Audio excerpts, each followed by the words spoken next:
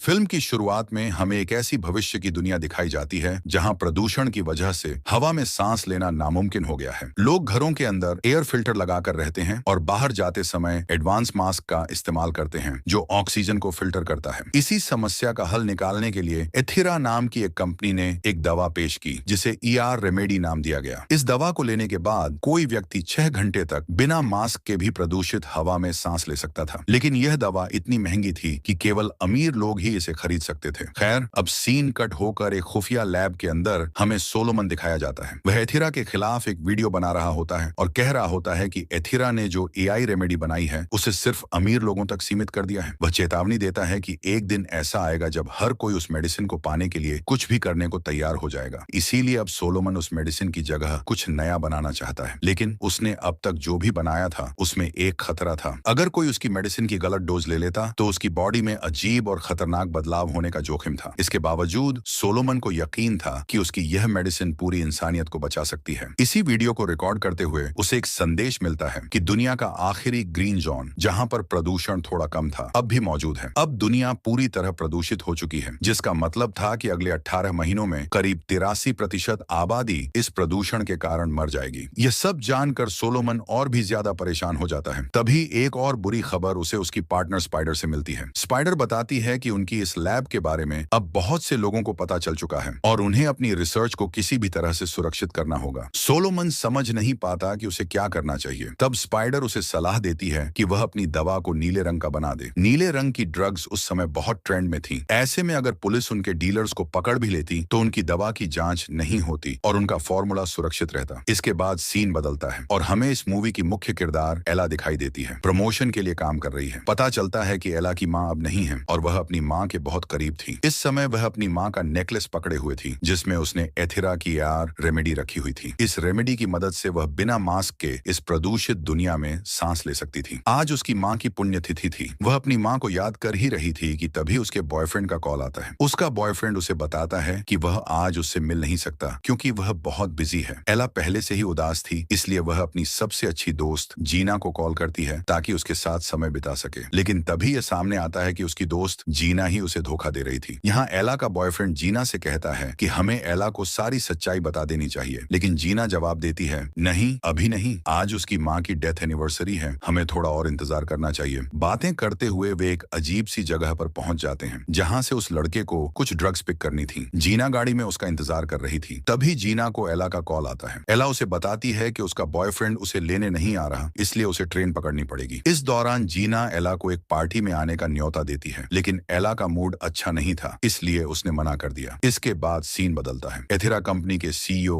Eric एक interview दे रहे थे ताकि अपनी जादुई मेडिसिन का क्रेडिट ले सकें। सब कुछ सही चल रहा था, लेकिन तभी एंकर ने उनसे सवाल किया, आपकी यह AI रेमेडी सिर्फ अमीर लोगों के लिए ही क्यों है? आप इसकी ग्लोबल डिमांड पूरी क्यों नहीं कर रहे? इस सवाल का एरिक के पास कोई जवाब नहीं था, या फिर वह जवाब देना नहीं चाहता था, इसलिए उसने जल्दी से इंटरव्यू खत्म किया और वहां से चला गया। उधर सीन दोबारा एला और जीना के बॉयफ्रेंड पर आता है। वे एक ड्रग डीलर के घर पर थे। उसी घर के अंदर सोलोमन और स्पाइडर की लैब भी थी। जीना का बॉयफ्रेंड घर की तलाशी लेने लगा और उसे सोलोमन की लैब दिख गई। सोलोमन अपनी बनाई हुई मेडिसिन के साथ आराम कर रहा था। इसे देखकर जीना के बॉयफ्रेंड को लगा कि यह कोई नई तरह की ड्रग है। जैसे ही सोलोमन अपनी मेडिसिन को फ्रिज में रखने जाता है, यह लड़का उस मेडिसिन को चुरा लेता है। बाहर निकलने पर उसकी मुलाकात ड्रग डीलर से होती है जो उसे ड्रग्स सौंप देता है। लड़के ने ऐसा दिखाया मानो कुछ हुआ ही ना हो और ड्रग्स लेकर वहां से भाग गया। इसके बाद सीन दोबारा एरिक पर आता है। उसे उसके डैड का कॉल आता है जो उसकी कंपनी की अथॉरिटीज में से एक है। डैड उसे बताते हैं कि इंटरव्यू में सवाल को इग्नोर करने की वजह से कंपनी की साख काफी गिर गई है। लोग तरह तरह के सवाल पूछ रहे हैं कि क्या यह कंपनी सिर्फ अमीर लोगों के लिए है। उसके डैड उसे सख्त लहजे में कहते हैं, तुम तुरंत इस समस्या का हल निकालो, नहीं तो अपनी नौकरी से हाथ धो बैठोगे। परेशान एरिक अपनी लैब में पहुंचता है और वहां एक नई मेडिसिन को चूहे पर टेस्ट करता है, लेकिन यह मेडिसिन बिल्कुल सुरक्षित नहीं थी। जैसे ही एरिक ने दवा चूहे पर टेस्ट की, चूहे की मौत हो गई। इस नाकाम एक्सपेरिमेंट से गुस्से में आकर एरिक ने जोर से अपने टैबलेट पर पंच मारा और उसे तोड़ दिया। तभी उसकी असिस्टेंट कमरे में आकर उसे एक अच्छी खबर देती है कि उन्होंने किसी को ट्रैक कर लिया है, लेकिन यह किससे ट्रैक किया गया था ये थोड़ी देर में पता चलता है। इसी बीच एरिक को उसके बेटे का कॉल आता है। उसका बेटा चुपके से कॉल कर रहा था क्योंकि एरिक और उसकी पत्नी का तलाक हो चुका था और उसका बेटा अपनी माँ के साथ रहता था। एरिक का बेटा उसे बताता है, डैड, आज मैंने गरीबों की मदद की, उन्हें पैसे दिए। यह सुनकर एरिक को चाहिए था कि वह उसे सराहे, लेकिन ऐसा नहीं होता। होता। लेकिन एरिक उल्टे अपने बेटे पर गुस्सा हो गया और कहा, गरीबों से दूर रहो, ये पैरासाइट होते हैं, इनकी कोई औकात नहीं होती। फिर सीन बदलता है और हम एला को देखते हैं जो एक पुरानी मैगजीन लेकर बैठी है। मैगजीन के फ्रंट पेज पर उसकी मॉडल मां की तस्वीर थी। मां की मौत में वह खुद भी थी। उसे यह बात अच्छी तरह से पता था कि वह सिर्फ अपनी मां की वजह से मशहूर है। उसे यह शोहरत इसलिए मिली थी क्योंकि वह हूबहू अपनी मां जैसी दिखती है। वह यही सोच रही थी कि तभी उसे अपने डैड का कॉल आता है। उसके डैड इस वक्त किसी दूसरी कंट्री में थे और वहां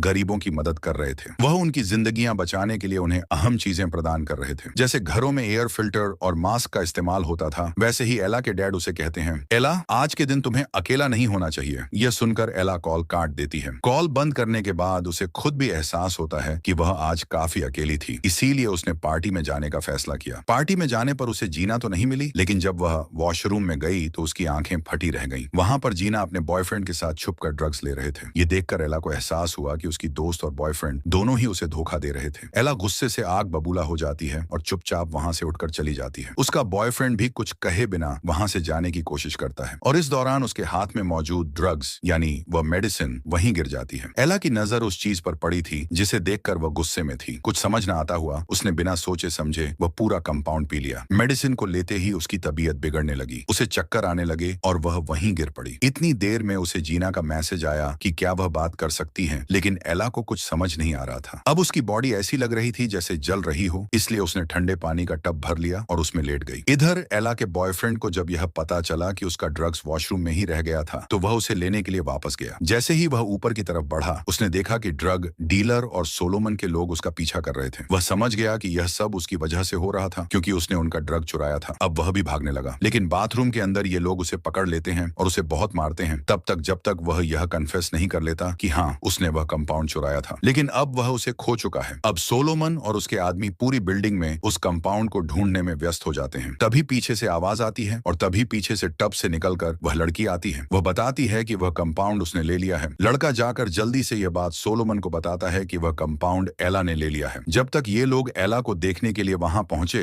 तब तक एला वहां से जा चुकी थी। अब इस लड़के की बात पर इन लोगों को शक होने लगता है। उन्हें लगने लगता है कि शायद यह लड़का उन्हें धोखा देने के लिए ऐसा कह रहा है, क्योंकि जब ये लोग बातें कर रहे थे तो एला बाथटब के अंदर छुपी हुई थी। ये लोग ये मान ही नहीं सकते थे कि कोई इंसान इतनी देर तक अपना सांस बाथटब के अंदर बंद कर सकता है। इसीलिए वे दोबारा इस लड़के को मारने लगते हैं ताकि वह सच बोले। इसी समय यह लड़का अपनी गन निकाल लेता है। स्पाइडर उसे रोकने के लिए उसी के ऊपर हमला कर देती है। इस दौरान लड़के से गलती से गन खुद पर ही चल जाती है। अब उसकी टांग जख्मी हो चुकी थी और खून बहुत बह रहा था, जिसकी वजह से वह बेहोश हो जाता है। ये सब देखते हुए सोलोमन जल्दी से अपने बेल्ट से उसकी टांग बांध देता है। सोलोमन और उसके लोग फिर से इस बिल्डिंग की तलाशी लेने लगते हैं उस कंपाउंड को ढूंढने के लिए जो उसने बनाया था, लेकिन कंपाउंड इन्हें नहीं मिला क्योंकि वह तो एला ने ले लिया था। लेकिन इन कोशिशों के दौरान इन्हें पता चलता है कि पुलिस आ गई है। अब क्योंकि इनमें से बहुत से लोग ड्रग डीलर्स थे, तो पुलिस के आने से इन्हें खतरा था। पुलिस का नाम सुनते ही ये सभी लोग वहां से भाग जाते हैं। सोलोमन और उसके लोग यहाँ से जाते ही हमें एला वॉशरूम की सीलिंग में छुपी हुई दिखती है, जिस पर किसी ने ध्यान नहीं दिया था। अचानक उसने जंप लगाई और जमीन पर ऐसे लैंड हुई जैसे वह स्टंट करते करते बड़ी हुई हो। ये देखकर वह लड़का घबरा जाता है। अब एला के बाजुओं पर अजीबोगरीब निशान भी आ गए थे, जिसके बारे में एला ने सिर्फ इतना कहा, मुझे लगता है उस कंपाउंड ने मुझे रिएक्शन दे दिया है। वह बाथरूम से निकलने की कोशिश करना चाहती थी, लेकिन उसने देखा कि सोलोमन ने दरवाजा लॉक कर दिया था ताकि पुलिस को लड़का न दिख सके। अब जब एला इस दरवाजे को नॉक करने के लिए हाथ मारती है तो यह दरवाजा ही टूट जाता है। वह हैरान हो जाती है कि ऐसा कैसे हो सकता है। खैर, जब वह बाहर गई तो उसने देखा कि सोलोमन और उसके लोग अभी भी पार्टी में थे। वह उनसे छुपी हुई थी, इसलिए वह वापस वॉशरूम में आई और वॉशरूम की स्काईलाइट तोड़ने लगी ताकि वह वहां से बाहर निकल सके। यहाँ पर एला का बॉयफ्रेंड उसे ऊपर जाने के लिए एक एआई रेमेडी देता है, जिसके जरिए वह बिना मास्क के बाहर के वातावरण में सांस ले सकती थी। ये लेने के बाद वह ऊपर आ गई और बाहर सोलोमन और उसके लोग बाथरूम में शोर महसूस करते हैं, जिससे वे जान जाते हैं कि जरूर अंदर कोई भागने की कोशिश कर रहा है। अब हम देखते हैं कि एला का बॉयफ्रेंड भी एला की तरह जब यहाँ से बाहर निकलने की कोशिश करने लगता है तो बार बार वह फिसल जाता है, क्योंकि उसकी टांग में गोली लगी हुई थी। इससे पहले कि सोलोमन और उसके लोग इन्हें देख लेते, एला ने उसे पकड़ लिया और तभी उसे एहसास हुआ कि उसके हाथ भी काफी चिपचिपे हो गए हैं, जिसकी वजह से वह हर चीज पर अच्छे से पकड़ पा रही थी। नीचे सड़क पर खड़ी जीना इन दोनों को इस घर की छत पर देख लेती है और इन्हें ढूंढने के लिए उसी घर के पास आती है। अब ये लोग इस घर से भी भागने की कोशिश कर रहे थे। एला का बॉयफ्रेंड सबसे पहले इस घर की छत से इस घर के फ्रंट की तरफ कूदता है और कूदने के बाद गलत तरीके से गिरने की वजह से वह मारा जाता है। ठीक उसी वक्त पर जीना वहां पहुंच जाती है और जीना को लगता है कि जरूर एला ने ही गुस्से में आकर उसके बॉयफ्रेंड को नीचे फेंका होगा, जिसकी वजह से उसकी मौत हो गई। एला उसे कुछ समझाना चाहती थी, लेकिन उससे पहले ही सोलोमन के लोग उसे पीछे से आते हुए देख लेते हैं, जिनसे बचने के लिए वह जंगल की तरफ भाग जाती है। और यहाँ जीना ने भी एला के खिलाफ पुलिस में रिपोर्ट कर दी थी। एला भागते हुए अब जंगल की सीमा पार करती है और वह रोड पर पहुंच जाती है। रोड पर पहुंचते ही उसे अचानक कुछ महसूस होता है और वह बेहोश हो जाती है। ठीक उसी वक्त एक गाड़ी आती है जो एला को वहां से उठाकर ले जाती है। खैर, यहाँ हमें यह देखने को मिलता है कि जो लोग सोलोमन पर नजर रख रहे थे, अब उन्हें यह पता चल चुका था कि सोलोमन की बनाई हुई ड्रग एला ने इंजेक्ट कर ली है। इसीलिए अब ये लोग एला के पीछे भी पड़ जाते हैं। अब दिखाया जाता है कि एला को होश आ गया था। एला को जिसे उठाया था वह उसका दोस्त ही था और उठने के बाद एला को बताता है कि एला ने उसे बहुत ज्यादा जख्मी कर दिया है। ये सुनकर एला परेशान हो जाती है और वॉशरूम में जाती है, जहां जाकर उसने देखा कि अब उसके शरीर पर अजीबोगरीब निशान थे। उसके मुंह का रंग भी बदल रहा था, यहाँ तक कि उसकी हथेलियों से अजीबोगरीब नाखून भी बाहर निकल रहे थे। ये देखकर वह खुद भी डर गई और उसने सीजर उठाकर इन चीजों को काट डाला। फिर वह जल्दी से कपड़े पहनकर अस्पताल पहुंची और उसने नर्स को अपना चेहरा दिखाया और बताया कि कल से एक ड्रग लेने के बाद उसके मुंह का रंग अजीब तरीके से बदल रहा है। उसे देखकर नर्स भी परेशान हो गई और नर्स को लगा कि उसकी हालत बहुत ज्यादा क्रिटिकल है और उसे क्वारंटाइन कर देना चाहिए। उसकी बात सुनकर एला बुरी तरह डर गई और वहां से भागने लगी, जबकि नर्स ने उसे पकड़ने के लिए सिक्योरिटी को भी बुला लिया था। हॉस्पिटल से बाहर वह भाग नहीं सकती थी, ये वह बात जान लेती है। इसीलिए वह क्वारंटाइन हुए एक पेशेंट के कमरे में जाती है और वहां जाकर अपने चिपचिपे हाथ की मदद से सीलिंग के ऊपर चढ़ जाती है। वहां लेटी हुई पेशेंट उसे इस तरह देखकर हैरान हो जाती है। एला ने उसे कहा, प्लीज मेरे बारे में किसी को मत बताना। ये पेशेंट भी एला की बात मान लेती है और सिक्योरिटी के आने पर उसके बारे में किसी को नहीं बताती। इसके बदले में एला ने उसे सारी रेमेडी दे दी जो उसे एरिक की कंपनी से मिली थी। अब सीन कट होता है और हमें एरिक को दिखाया जाता है, जिसे एक एक मिनट की रिपोर्ट दी जा रही थी। यहाँ पर फाइनली हमें यह पता चलता है कि सोलोमन पर नजर रखने वाला कोई और नहीं बल्कि एरिक था। और अब एरिक को खबर मिली कि सोलोमन के लोगों की वजह से एक मासूम मर गया है और साथ ही सोलोमन के लोग एला को ढूंढ रहे हैं। एरिक को यह भी खबर मिली कि एला, जिसके पीछे सोलोमन के लोग पड़े हुए थे, की कोहनी पर एक निशान निकल आया था, जिसकी रिपोर्ट उसके दोस्त ने पुलिस को दी थी। यह सुनकर अब एरिक को भी इसमें रुचि होने लगी थी। वह अब सोलोमन के साथ साथ एला के भी पीछे अपने लोग लगा देता है। यहाँ हमें देखने को मिलता है कि सोलोमन और स्पाइडर एला को ढूंढते हुए उसके दोस्त के घर पहुंच गए, जहाँ उसके वॉशरूम में उन्हें वही निशान मिला था जिसे एला अपनी कोहनी से काट कर गई थी। जीना के घर आई थी, लेकिन जीना उसे देखते ही डर गई, इसलिए एला उसे जबरदस्ती पकड़ती है और उसे बताती है कि उसके साथ बहुत गलत हुआ है। मर्डर नहीं किया था, बल्कि वे दोनों तो बचने के लिए भाग रहे थे, लेकिन गिरने के कारण उसके बॉयफ्रेंड की मौत हो गई। ये बताने के बाद जीना एला को अपने घर ले आती है। एला देखती है कि अब उसकी बॉडी पर और भी ज्यादा निशान बन चुके थे और उसके मुंह का रंग नीला हो रहा था, यहाँ तक कि अब तो उसके नाखून भी गिरकर टूट गए थे। ये सारी बात वह जीना को बताती है और साथ ही यह भी कि अब उसे बहुत ज्यादा मीट खाने की तलब हो रही है। वह जीना का फ्रिज खोलकर काफी सारा मीट खा लेती है और उसके बाद उसी का फोन लेकर अपने बॉयफ्रेंड के नंबर पर मैसेज करती है, क्योंकि वह जानती थी कि उसका बॉयफ्रेंड का मोबाइल उसी ग्रुप के पास होगा। वह उस ग्रुप से पूछती है कि आखिर तुम लोग मुझसे चाहते क्या हो, तुम लोग मेरे पीछे क्यों पड़े हुए हो। सोलोमन उससे मिलने की रिक्वेस्ट करता है, जिसके लिए एला मान भी चुकी थी। यहाँ हम एरिक को देखते हैं जो अपने मम्मी पापा से बात कर रहा था। इनकी कंपनी के पास इतने ज्यादा फ्रेंड्स नहीं थे कि ये लोग पूरी दुनिया के लिए एआई रेमेडी बना सकें। इन्हें बहुत सारे कंपटीशन का भी सामना करना था और तब उसके डैड से कहते हैं कि जल्द से जल्द एक नया फार्मूला तैयार करो जो सबको हम प्रोवाइड कर सकें, नहीं तो तुम्हें निकाल दिया जाएगा। अब एला को सोलोमन से मिलने के लिए जाना था। जीना उसे कार में बैठाकर सोलोमन द्वारा बताई गई जगह पर लेकर जाती है, जहां सोलोमन उससे बात करता है, लेकिन यह सिर्फ एक छलावा था। सोलोमन से बात करते समय ही पीछे से स्पाइडर आकर एला को किडनैप कर लेता है, जिसे देखकर जीना हैरान हो जाती है और समझ जाती है कि यहाँ कुछ गड़बड़ है। वह एला के फोन को ट्रैकिंग पर लगाती है जो अभी तक सोलोमन के पास था, यानी वह सोलोमन को ट्रैक करते हुए पुलिस को कॉल कर चुकी थी। अब हम देखते हैं कि एला को बांध कर रखा गया था। जब एला को होश आता है तो वह अपने हाथों से निकले हुए नए नाखूनों की मदद से खुद को छुड़ा लेती है और तुरंत काउंटर पर पड़ा हुआ बहुत सारा मांस खा लेती है, वह भी बिना पकाए। कमरे में शोर सुनते हुए सोलोमन और स्पाइडर दोनों वहां आते हैं। वह एला से बात करना चाहते थे, लेकिन एला को उनके ऊपर विश्वास नहीं था। वह इन दोनों के ऊपर अपना एसिड स्पीड करती है और वहां से भागने की कोशिश करती है, लेकिन तभी सोलोमन उसे पकड़ लेता है। इससे पहले कि वह एला से कुछ बात कर पाते, उन्हें बाहर पुलिस के आने का पता चल जाता है। यह सुनते हुए सोलोमन ने अपना बनाया हुआ आखिरी कंपाउंड स्पाइडर को दिया और उसे यहाँ से भगा दिया। इससे पहले कि वह भी एला को लेकर यहाँ से भाग जाता, पुलिस एला को आकर अरेस्ट कर लेती है, क्योंकि उसके ऊपर उसके बॉयफ्रेंड के मर्डर का और उसके दोस्त के ऊपर हमला करने का इल्जाम था। यहाँ पर पुलिस ने सोलोमन सोलोमन को भी पकड़ लिया क्योंकि पुलिस को लग रहा था कि वह एला का लीडर है और वही एला से यह सब करवा रहा है। अब इन दोनों को पुलिस स्टेशन ले जाया जाता है। यहाँ कैद में एला ने नोटिस किया कि उसके कान में भी बहुत दर्द हो रहा था। उसने जब कान पर हाथ रखा तो उसका कान ही उसके हाथ में आ गया। यह देखकर वह पूरी तरह से डर गई, जबकि हमें यह दिखाया गया कि उसके कान की जगह एक अजीब सी चीज उसके कान की तरफ निकल आई थी। अब इन चीजों को सबसे छुपाने के लिए एला जैकेट पहन लेती है, जबकि यहाँ उसके साथ वाले जेल में खड़ा हुआ सोलोमन उसे बताता है कि तुमने मुझे गलत समझा। मैं एक साइंटिस्ट हूँ। पहले मैं एथेरा कंपनी में काम करता था। एआई रेमेडी को भी मैंने ही बनाया था, लेकिन फिर कंपनी वालों ने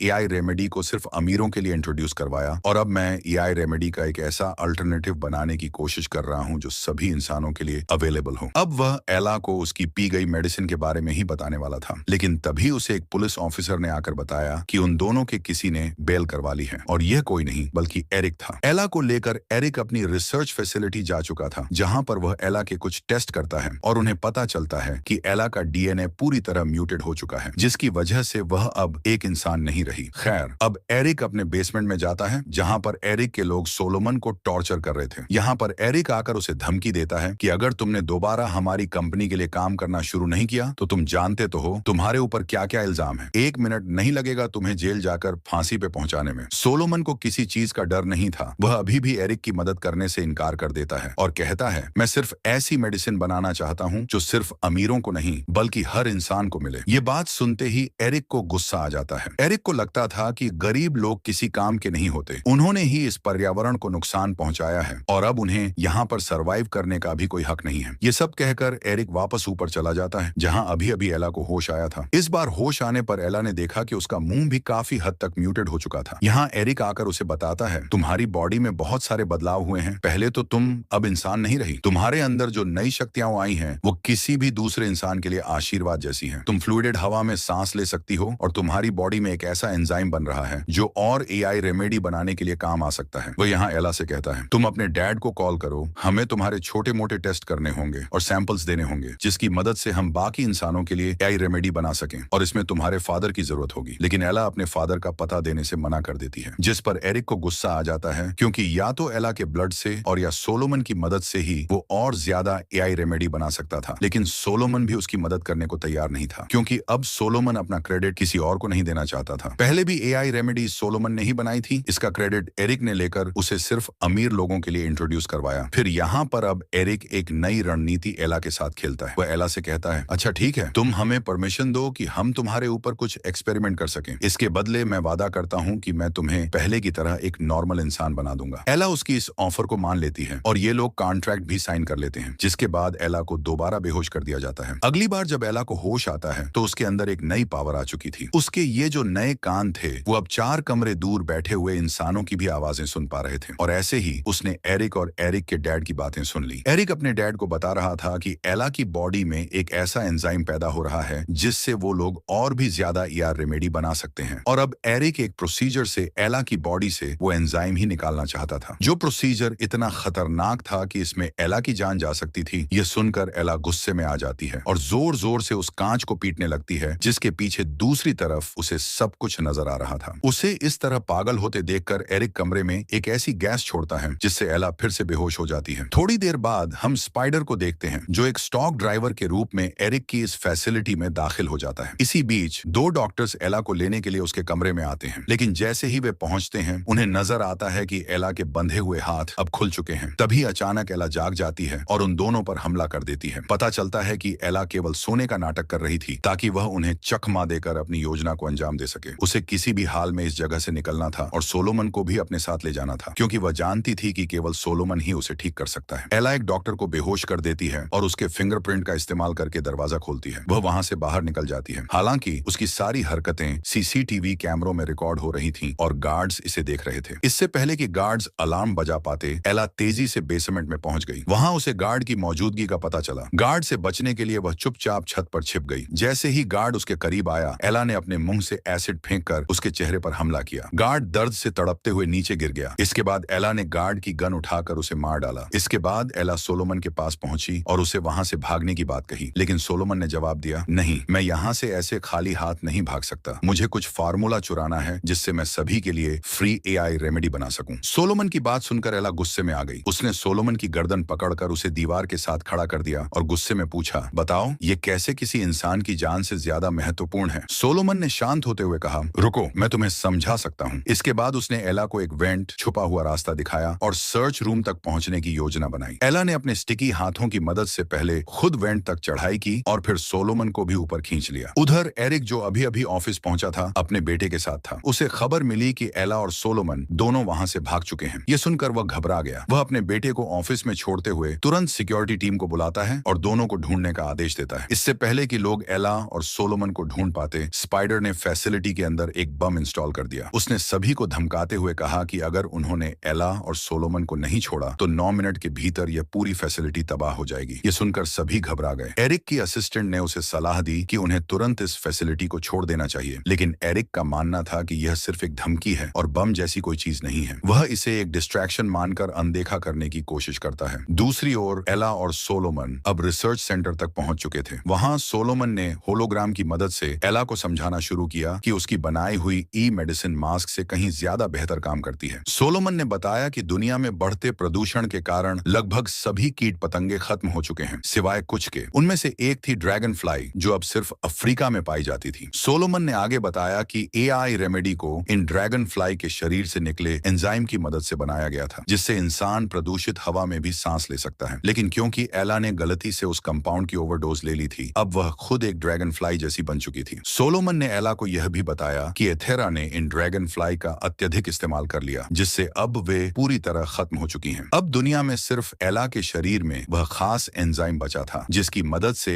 एआई रेमेडी बनाई जा सकती थी। एथेरा ने आर्टिफिशियल तरीके से भी इस एंजाइम को बनाने की काफी कोशिश की, लेकिन वे इसमें सफल नहीं हो पाए। यही वजह थी कि अब एरिक एला के शरीर से सारा एंजाइम निकालना चाहता था। सोलोमन ने एला को बताया कि उसने जो दवा ली थी उस पर अभी और काम करना बाकी था। उसे उसमें कुछ और जानवरों का डीएनए जोड़ना था ताकि उसके साइड इफेक्ट्स खत्म हो जाते, फिर वह इसे पूरी दुनिया में पेश कर सकता था। इन बातों के दौरान उन्हें बिल्डिंग के अंदर बम फटने की आवाज सुनाई दी। घबराकर वे दोनों तुरंत बेसमेंट की तरफ भागे। वहां उनका सामना एक अनजान व्यक्ति से हुआ, लेकिन इससे पहले कि वे उसे नुकसान पहुंचाते, उन्हें पता चला कि यह तो स्पाइडर थी जो उन्हें बचाने आई थी। वे लोग अभी बात ही कर रहे थे कि बेसमेंट में जहरीली गैस फैलने लगी। इससे बचने के लिए वे ऊपर जाकर एक छोटे से कमरे में छुप गए। वहां एरिक का बेटा भी डर के मारे छुपा हुआ था। एला ने उसे सांत्वना देने की कोशिश की और वह बच्चा धीरे धीरे एला के साथ सहज हो गया। अब ये चारों अपनी जान बचाने के लिए उस कमरे से बाहर भागने की कोशिश करने लगे, लेकिन भागने के दौरान उनका सामना एरिक से हो गया। सोलोमन और स्पाइडर एक दूसरी दिशा से वहां से निकलने में कामयाब हो गए, लेकिन एला अब एरिक के सामने थी। एला ने एरिक के बेटे को अपने लिए ढाल बनाते हुए उसकी गर्दन पर अपने हाथ से निकला नुकीला नाखून रखा और कहा, अगर तुमने मुझे मारा तो तुम्हारा बेटा भी मरेगा। लेकिन एरिक पर इसका कोई असर नहीं हुआ। उसने बिना सोचे समझे एला को गोली मार दी। ये देखकर एरिक का बेटा ही उससे नाराज होकर कुछ कहने लगा। एरिक बेटे की बातों से विचलित हो गया। इस मौके का फायदा उठाकर घायल एला एक ऊंची छलांग लगाते हुए सोलोमन और स्पाइडर के पास लिफ्ट में पहुंच गई। लिफ्ट के जरिए वे लोग अब गैराज में पहुंच गए थे। गैराज से एक वाहन लेते ही उन्होंने तेजी से भागना शुरू कर दिया ताकि कोई उन्हें पकड़ न सके, लेकिन कंपनी के गार्ड्स ने उनकी कार पर हमला करना शुरू कर दिया। उसी समय एरिक वहां आ गया और गार्ड्स को रोकते हुए कहा, उसे शूट मत करो, हमें एला जिंदा चाहिए। इसके बाद गार्ड्स ने उनकी कार के टायर पर निशाना साधा और टायर फटने से उनकी कार का भयानक एक्सीडेंट हो गया। जब गार्ड्स एक्सीडेंट वाली कार के पास पहुंचे तो उन्होंने देखा कि कार में सिर्फ स्पाइडर थी। एला और सोलोमन वहां से भाग चुके थे। दूसरी तरफ जंगल में पहुंचकर एला ने अपने हाथ से निकले हुए पंजों जैसे नाखूनों से यहाँ की जाली तोड़ती है और वे लोग जंगल के दूसरी तरफ भागने लगे। एरिक के गार्ड्स जंगल में फैल गए थे और एला और सोलोमन को ढूंढ रहे थे। वहीं एक गार्ड स्पाइडर पर नजर रखे हुए था। स्पाइडर ने बीमार होने का नाटक किया। जब वह गार्ड स्पाइडर को चेक करने के लिए पास आया तो स्पाइडर ने उस पर हमला कर दिया और उसे मार डाला। गार्ड को खत्म करने के बाद स्पाइडर भी वहां से भागने में सफल हो गई। इधर एला और सोलोमन एक पुल के पास पहुंच चुके थे। वहां सोलोमन ने एला से कहा, तुम पुल से कूद जाओ और उन लोगों से बचकर भाग जाओ, लेकिन एला सोलोमन को छोड़कर भागना नहीं चाहती थी। तब सोलोमन ने अपना बाजू दिखाया जो थोड़ा म्यूटेट हो चुका था। सोलोमन ने एला को बताया कि उसने जिस कंपाउंड को पूरा पी लिया था, सोलोमन ने उसे सिर्फ थोड़ा सा पिया था। सोलोमन ने कहा कि उसके अंदर अपने ऊपर पूरा एक्सपेरिमेंट करने की हिम्मत नहीं थी। उसे इतना तो पता था कि थोड़ी दवाई लेने से वह पूरी तरह से म्यूटेड नहीं होगा, लेकिन उसे इस बात का भी यकीन नहीं था कि वह जिंदा बच पाएगा। यहाँ पर सोलोमन ने अपने कंपाउंड का आखिरी सैंपल एला के हाथ में दिया और उसे कहा, इसके अंदर लेजर एंजाइम मिलाकर इसे पूरा कर देना और फिर पूरी दुनिया को इसे देना। एला ने जंप करने से पहले सोलोमन को अपना लॉकेट दिया और पुल से छलांग लगा दी। जैसे ही एला ने जंप किया, एरिक के गार्ड्स वहां पहुंच गए और सोलोमन को पकड़ कर ले गए। इसके बाद हमें देखने को मिलता है कि स्पाइडर पूरे शहर के टीवी चैनल्स और कंप्यूटरों को हैक कर लेती है। वह सभी को एक संदेश देती है कि अब लोग मरेंगे नहीं, उनके पास जिंदा रहने की एक नई उम्मीद है। उन्होंने एक मेडिसिन बनाई है जो दुनिया के हर इंसान को मिलेगी, लेकिन लोगों को थोड़ा इंतजार करना होगा। दूसरी तरफ फिल्म के पोस्ट क्रेडिट सीन में हम फिर से एला को देखते हैं। इस बार एला के शरीर पर पंख उगाए थे, बिल्कुल ड्रैगन फ्लाई की तरह। उसके पास अब एक मिशन था, इस दुनिया को बचाने का। उसे अपने कंपाउंड में लेजर एंजाइम मिलाना था, जिसकी तलाश में वह निकल जाती है। यहाँ पता चलता है कि वह एंजाइम किसी और की बॉडी में नहीं, बल्कि एरिक की असिस्टेंट एंजेलिना की बॉडी में बन रहा था। इस रहस्य के साथ कहानी खत्म हो जाती है, ये सवाल छोड़ते हुए कि क्या एला अपना मिशन पूरा कर पाएगी और इस दुनिया को बचा पाएगी या नहीं।